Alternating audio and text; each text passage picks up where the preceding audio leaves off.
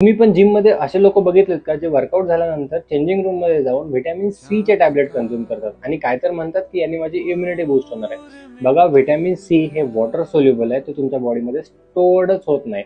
जसं की जे फॅट सोल्युबल व्हिटॅमिन असतात जसं ADE, हे तुमच्या बॉडीमध्ये स्टोअर्ड राहतात तुमच्या लिव्हरमध्ये आणि फॅटी टिश्यूजमध्ये, त्यामुळे ते तुम्ही जास्त प्रमाणात कन्झ्युम करू शकता। बट व्हिटॅमिन सी हे तुम्ही जास्त प्रमाणात कन्झ्युम जरी करत असाल तरी ते तुमच्या युरिन थ्रू बाहेर पडणार आहे, कारण ते वॉटर सोल्युबल आहे, त्याचे रिझल्ट खूप जास्त कमी असतात। म्हणून तुम्हाला व्हिटॅमिन सी चं सप्लिमेंटेशन करण्याची गरज नाहीये, हा माझा पॉईंट आहे। व्हिटॅमिन सी हे तुम्हाला दररोज खावं लागतं, हे मला मान्य आहे, कारण त्याचं स्टोरेज खूप जास्त कमी आहे आपल्या बॉडीमध्ये। पण व्हिटॅमिन सी हे तुम्हाला इझिली फूड मधनं अवेलेबल होतं, म्हणून तुम्हाला त्याच्या सप्लिमेंट्स वरती पैसे खर्च करण्याची गरज नाहीये। त्या जागेवर तुम्ही व्हिटॅमिन डी या सप्लिमेंटवर पैसे खर्च करा, त्याच्या टॅबलेट कन्झ्युम करा, पण व्हिटॅमिन सी ची टॅबलेट कन्झ्युम करण्याची गरज नाहीये। फूड मधनं इझिली तुमचं कम्प्लीट होऊन जाईल।